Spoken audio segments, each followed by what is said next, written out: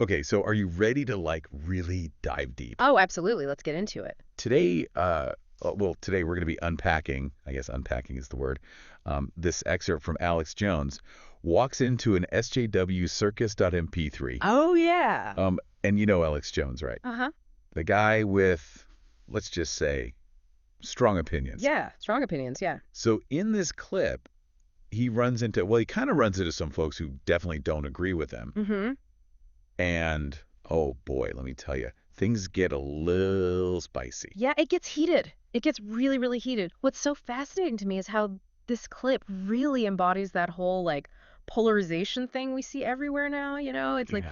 Joe, I mean, he's known for being provocative, right? Right. And he's clashing head on with these people who are just as passionate about their, opposing views. That's for sure. It's like a mini version of like the bigger struggles, that we're all facing as a society. Exactly, yeah. And right away, Jones comes out with this line, everything has to remain the same. Oh, wow. Which, is kind of funny coming from him. Right. I mean, he's made a whole career out of going against like the establishment. Exactly, yeah.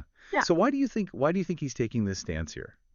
Okay, so that's where understanding rhetoric comes in. Like Jones, he often does this thing where he's playing the outsider. Okay. He presents himself as this like lone voice of reason against all this crazy change, and it creates this urgency like, oh no, we have to do something. Right. And it rallies his audience against this like perceived threat, right? Yeah. So in this case, when he's saying everything should stay the same, he's making himself out to be the defender of tradition, the Yeah. stuff his listeners probably relate to. Yeah, that makes sense. So it's Okay. not so much that he really believes in the status quo. It's more like a strategy. Exactly. Yeah. It's strategic. And it's Yeah. a way to connect with his audience and reinforce that idea that he's their like champion.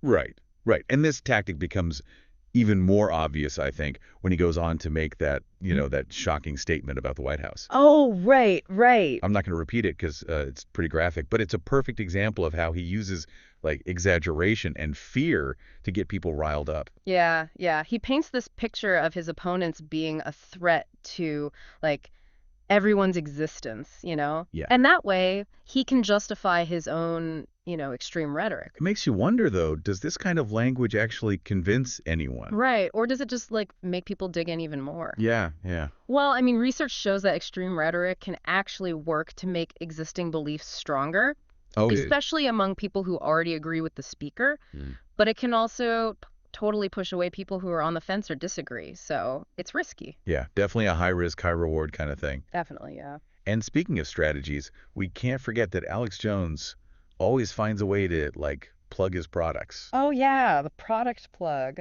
In the middle of this whole heated debate, he manages to squeeze in a mention of Antraflex, Hmm. his supplements. Right, right, It's almost right. like he's saying, hey, the world might be falling apart, but at least you can stay healthy with my stuff. That's a really interesting observation, I think, because by like weaving those product endorsements into his political stuff, he blurs the lines between like entertainment and commerce and ideology. Right. And it lets him use his platform to like make money directly from his audience's anxieties. Do you think that's effective or does it hurt his credibility? Personally, I find it a little weird. It kind of reminds me that even when he's, going on these passionate rants, there's still a business strategy behind it all. Yeah. And that makes me question, how genuine he actually is. And that's a perfectly valid reaction. It highlights how important media literacy is, and critical thinking, especially now. We got to be aware of the motives and tactics of people trying to influence us, especially the ones who are profiting off our attention and anxieties. Yeah, absolutely. Okay, so let's shift gears a bit and talk about the people who are actually, confronting Jones. Okay, yeah. We hear from someone who thinks society is, quote, screwed up. Okay. And there's another person criticizing Jones's influence. Mhm. And then there's someone using, politically charged slogans. Right. It's clear they're coming from a different place. What's interesting is how they show that even within groups that are often stereotyped, there's a lot of diversity of thought. Right. These individuals are all expressing their concerns in their own way, which shows that dissent isn't just one thing. Yeah, it's easy to just lump them all together as Mm. like SJWs or something. Yeah. But that's oversimplifying things. They each have their own unique perspective and way of approaching this. Exactly, exactly. And just like with Jones, we should analyze the rhetoric they're using. Okay. Notice how they also use strong language and appeal to emotions. Yeah, for sure. But their goals are different, right? Right. They want to disrupt Jones's narrative, challenge his authority, and expose what they see as the harm his words are causing. And they don't shy away from confronting him directly. There's even one person who challenges Jones's claims about society by bringing up specific statistics on health problems. Oh, yeah, I remember that. It's a good reminder that even in these supercharged arguments, facts and evidence still matter. Absolutely. That person's approach shows how powerful it can be to counter-argue using, actual evidence. By addressing Jones's claims directly with verifiable information, they try to, chip away at his credibility and appeal to the audience's sense of, reason. Yeah, it's a big contrast to how Jones relies on fear and anecdotes. Totally, yeah. Makes you think about how those different approaches land with the listeners, right? Definitely. It speaks to the bigger question of how we all decide what to believe. Right. Are we more swayed by emotions or facts? Do we prefer stories that fit our biases? Or are we open to challenging our own views? It's a really interesting question. This encounter is like a case study in how we process information and form beliefs. So it's interesting, right? Jones tries to connect his worldview to the bigger picture. He mentions Trump, who's been on his show, and they both share these anxieties about, society. Right. And then Jones starts talking about silent weapons being used against the American people. It's like he's creating this whole narrative, Yeah. Like a story. where he and his listeners are the heroes fighting this unseen enemy. You've hit on something really important there. Jones is amazing at tapping into people's fears. And when he talks about silent weapons, it plays into these conspiracy theories about hidden control. Right. It creates this feeling of urgency and paranoia, which really connects with people who feel powerless or, disillusioned. Yeah, totally. And it's not just Trump and silent weapons. He also brings up chivalry and compares modern society to ancient tribes preparing for war. Right. Seems like a bit of a stretch, but do you think there's any historical basis for that comparison? Well, we have to remember that historical comparisons are often used to simplify things and get an emotional response. Okay, yeah. In this case, Jones is drawing a parallel between our current political divisions and the, threats that ancient societies faced. And while the comparison might seem a bit out there, it frames the current political climate as a fight for survival, Right. with his side being, the good guys against the bad guys. So it's not so much about historical accuracy, but more about using history to tell a story that reinforces his message and gets his audience, fired up. Exactly. And he's not the only one who does this. Throughout history, leaders and movements have used these kinds of comparisons to justify their actions, rally support, and demonize their opponents. Yeah, that makes sense. It's a really powerful rhetorical tool. It can be inspiring, but it can also be dangerous. It makes you think about the responsibility that public figures have when they make these historical comparisons. It's so easy to twist history to fit your own narrative, and that can have real consequences. That's a crucial point. As people who are listening and reading and watching, we need to be critical of how history is presented, especially in these emotionally charged situations. We should ask ourselves, what evidence is there for these claims? Are there other ways to interpret these historical events? And why is this person making this comparison in the first place? It's like that saying, history is written by the victors, right? But it feels like everyone is trying to rewrite history these days to fit their own story. That's such a good point. With social media and all this information flying around, it's getting harder to separate fact from fiction. That's why it's more important than ever to think critically and be wary of narratives that oversimplify things or play into our biases. It's interesting. This whole encounter between Jones and the people confronting him is happening in public. Right. It's almost like a performance, with both sides playing to an audience. Yeah, I see that. Do you think that influences how they're interacting and the arguments they're making? Absolutely. The lines between private conversations and public spectacles are getting blurrier all the time. Yeah, that's true. With social media and this constant need for content, every little interaction could go viral. Right. So knowing there's a potential audience definitely affects how people behave in these confrontations. So they're not just expressing their beliefs, but also putting on a show. Exactly. It's like political theater, where the goal isn't really to convince the other side, it's about winning over the audience.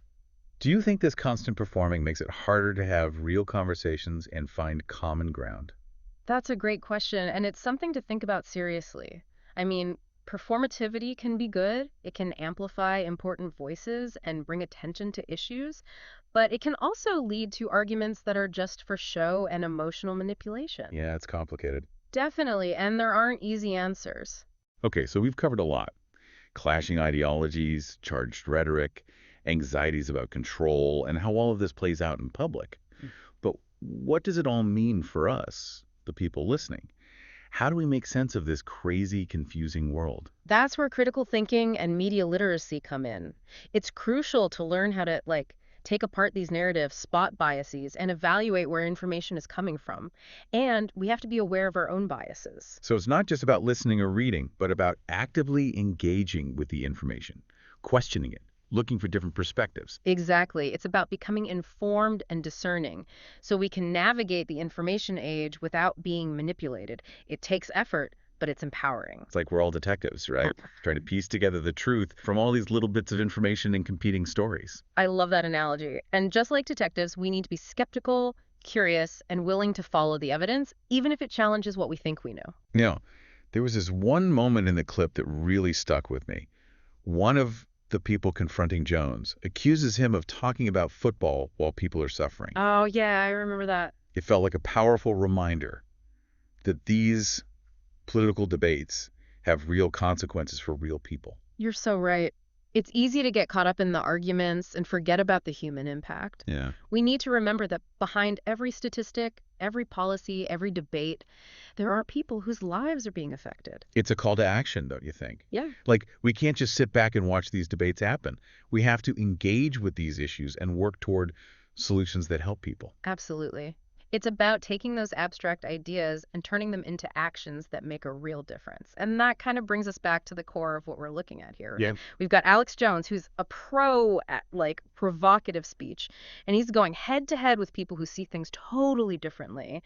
We've talked about the tactics they're using, the anxieties they're tapping into, and how it all feels like a performance. So now it's time to connect this back to you, the listener. Honestly, this whole thing has really made me think about how I interact with information and different viewpoints, especially online. It's so easy to get caught up in all the outrage and echo chambers. It really is. But this deep dive has been a good reminder to take a step back and really think critically about what I'm seeing and hearing. That's fantastic. That's exactly the kind of self-reflection we're hoping to spark. It's not about agreeing with everyone, but it's about understanding the motivations, the tactics, and the potential consequences of different ways of communicating. So how do you approach those challenges as a listener? To be honest, I'm still working on it. Yeah. But I think it starts with being aware of my own biases and trying to find different perspectives, even the ones that make me uncomfortable.